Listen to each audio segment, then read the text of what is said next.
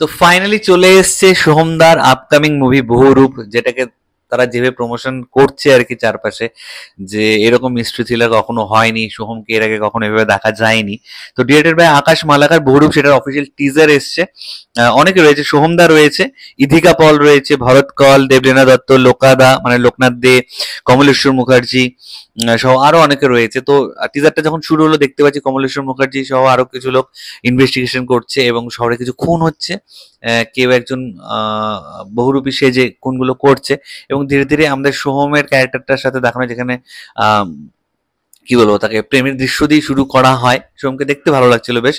এরপরে সোহমদার অ্যাকচুয়াল যেটা আর কি এই সিনেমাটার মেইন ইউএসপি, যেটার নাম বহুরূপ, বিভিন্ন যে শেড, বিভিন্ন যে রূপ নিচ্ছে, বিভিন্ন যে ডিসগাইজ ব্যবহার করছে, rather I would like to say, সোহমদা বিভিন্ন খুনগুলো করার জন্য, তার কাজটা এ করার জন্য। তো আহ, সেটা দেখানো হয় আমাদেরকে টিজারে। এবার ভালো দিক খারাপ দিক নিয়ে কথা বলছি। ভালো দিকে আমি যদি বলি, তো সোহমদাকে বরাবরই আমার খুব ভালো অভিনেতা বলে মনে হয়েছে। তার সিনেমা ফ্লপ গেছে ঠিকই, কিন্তু তার অভিনয় আমার মনে হচ্ছে ঠিক আছে, কিন্তু তার স্ক্রিপ্ট চয়েস খুব বাজে ছিল, এটা আমি বলতে বাধ্য হচ্ছি।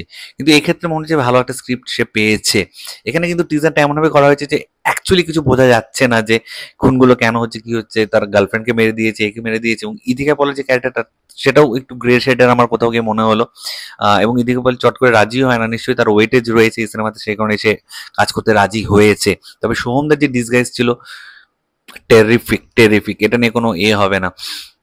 সোমনাথ কুন্ডু খুব সম্ভবত মেকআপ আর্টিস্ট এখানে। তো সোমনাথদার তো আমরা মেকআপ এর আগে প্রচুর এতে দেখেছি, এখানে খুব ভালো মেকআপ হয়েছে। এবং সোমদাকে যে বিভিন্ন অবতার, বিভিন্ন লুকে আমরা দেখতে পাচ্ছি, সেটা কিন্তু মানে গায়ে কাটা দেওয়ার মতন কিছু কিছু লুক ছিল।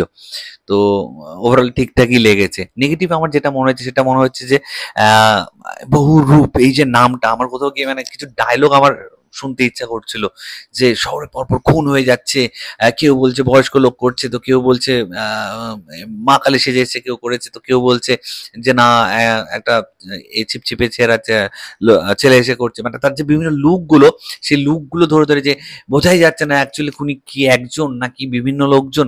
এরকম একটা যদি তৈরি করা যেত না, তাহলে মনে হয় বেটার হতো অ্যাজ এ টিজার, লোকে যে টিজ করবে। কেউ বলছে সে একজন বয়স্ক দেখতে, একটা বয়স্ক চেহারা চলে এলো সোহমদার।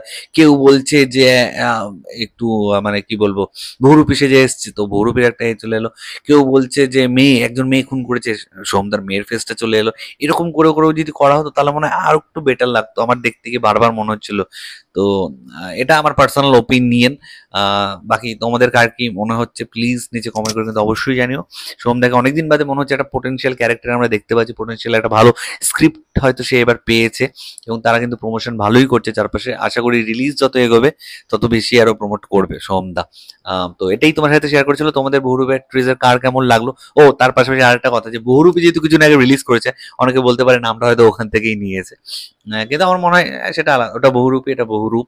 আর এটার গল্পও পুরো আলাদা, প্লট পুরো আলাদা। তো লেটস ওয়েট অ্যান্ড সি কি হয় এটা।